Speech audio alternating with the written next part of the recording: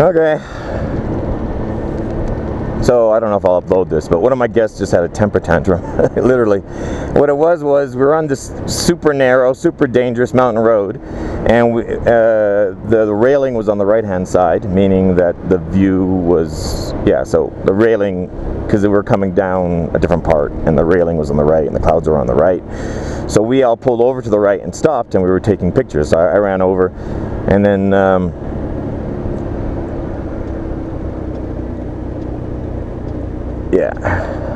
so, and then the whole group were all lined up, like hugging the side, and then the very last guy in the group, who seems to always do things differently, you know, like if I tell everyone park here, he'll park somewhere else. If I and it's like non-stop.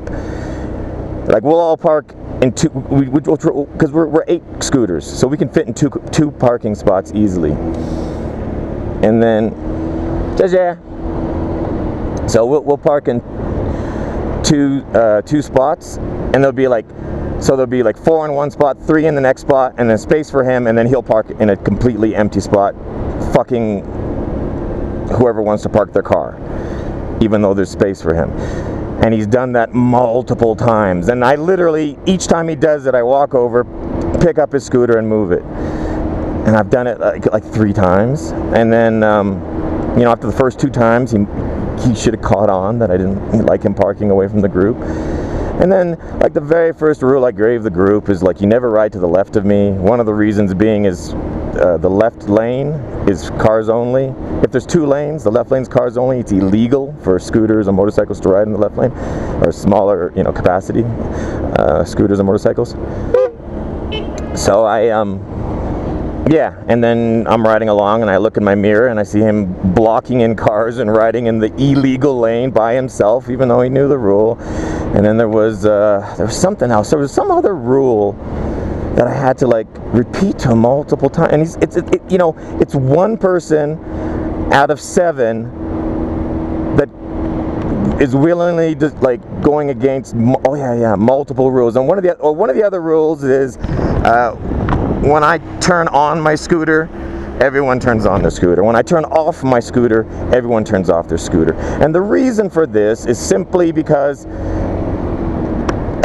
if I don't have that rule, then what happens is sometimes we'll stop somewhere and I know we're stopping for like 10 minutes, so I turn off my scooter, but then other people think they don't know if we're stopping for a minute or 10, so they just leave it running, you know. And then there's you know, and the people in the back of the group don't know if I've turned off my scooter, so maybe someone in the middle has it running, so the people in the back see the guy in the middle's running, so they leave theirs running. So I just have a rule. If I turn off my scooter, there's a reason I'm turning it off, so everyone turns it off. And the reason for waiting for me to turn it on is because otherwise you get people that, like, their helmet's on, their gear's on, they sit on their scooter, they start it. But the problem is, like Dave or John doesn't even have his helmet on yet. So they're just sitting there in the heat. So, you know, person A is ready to go, so he starts his scooter. But person B still needs another 5 minutes. And there's no reason for a scooter to idle for 5 minutes straight, because they're air cooled, and if it's hot weather, it's just like heating up, and, you know, it's just, you know, it's a waste of gas, etc., so forth. It's just wait until everyone's ready, and then everyone start their scooters. It just makes sense. So I have, like, you know, these little rules like that. And again, you know, like, I've lost count of the times I've had to say to them, okay, everyone has their scooters off except for you. Can you turn your scooter off? Hey, turn your scooter off. Here, let me turn your scooter off for you. You know, it's like, you're not a 6-year-old. I shouldn't be having to do shit for you that everyone else that can do for themselves multiple times. You know, and I'm not naming this person. That person, if they're watching this video, they obviously know that it's them, but I'm not shaming them to anyone. No, I'm not naming names. I should just say their name right now. Anyways, yeah, so I'm just a minor rant. He's a nice enough person. I'm so stupid. I was gonna say he's a nice enough guy, but then I thought maybe I shouldn't say guy because it might be a girl, and that makes it more anonymous. So I didn't say guy. I just said he's a nice enough person, and then I'm like, oh shit, I started the sentence with he. Anyways, yeah. So he's a nice enough guy and everything. It just he just, it's almost like he's on purpose not doing things he knows he's supposed to be doing. He's like he's acting out like a child, pushing the limits or something. I don't know. But like, I enjoy having conversations with him, and you know, when we share a hotel room, if we're talking or something, like that's all cool. And his riding is good. Although he also did one other minor complaint. One of the rules I tell the group is to stick together, because if you're together, you're part of the group. If you're together, you can kind of mimic what I'm doing, because I've done these roads a million times, and you can kind of, do we have a, someone honked letting me know that something was coming up on us, so I expected it to be like a car or a truck, but it's just a scooter. We're good. Yeah, what was I saying? Oh, yeah. So, you know, the advice I give the group is ride close together, ride tight. There's a list of reasons why we do that, okay? All the locals do it. It's how it's done. It shows other people that we're a group. Other people don't fuck with us. It lessens the chance of a car pulling into our group. It lessens the chance of a car pulling out of a side street in the middle of our group. Shit like that, you know? If you leave a big enough space, you'll have cars pulling out of side streets, forcing like half the group to jam on their brakes. But if we're riding as a group and a car in a side street pulls up to our road, he's going to look and see a group that's riding close formation, and he's not going to fuck with it. He's going to wait for the whole group to go by. If he sees us all spaced out over the length of a kilometer or two, then he doesn't, then we're not a group at all. We're just a bunch of guys that just are riding solo and just happen to be on the same road.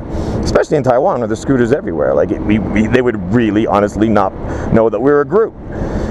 So yeah, so I give the advice, ride tight, and he literally tells the whole group, he's like, make sure you guys leave like enough space for a car or two to fit between each of you. And I'm like, no. So he's like, and he's like, yeah, I think on the very first day and on the second day, I just kept reinforcing, we need to ride tighter.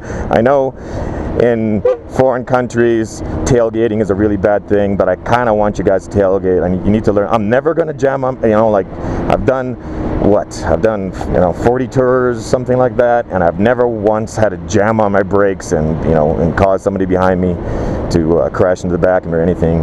When I'm riding with my local friends, we ride so close that we can reach out and touch one another. And I'm not even, we do like 50 miles an hour, and we can like reach over and like tap the other guy on the shoulder and then have a conversation with him. Like, and I'm exaggerating I'm not exaggerating. Like, that's literally what we do. Like when I'm riding with my friends, because at 50 miles an hour there's a lot of wind noise, so if you want to get someone's attention, you gotta like pretty much, you know, so I'll pull up beside them and then tap them on the shoulder. I'll lift up my helmet and then like yell something to them, and then they'll yell it back. And when we're riding within, we are riding within like a couple of within inches of one another, having a conversation while doing 50 miles an hour. Obviously we don't do that on my tour, but I'm just saying it's within reason to be, a little bit closer than you would follow someone in America, for example. Yeah, anyways, you guys are probably getting bored of this video. All these shitty, boring views. It's kind of monotonous. So I'll turn off the video. A little rant, but you know, it's all good. I'm not angry. I'm just, I don't know.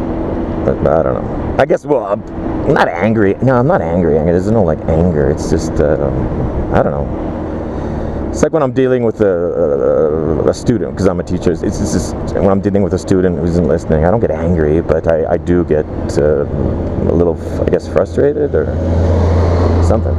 Anyways, later.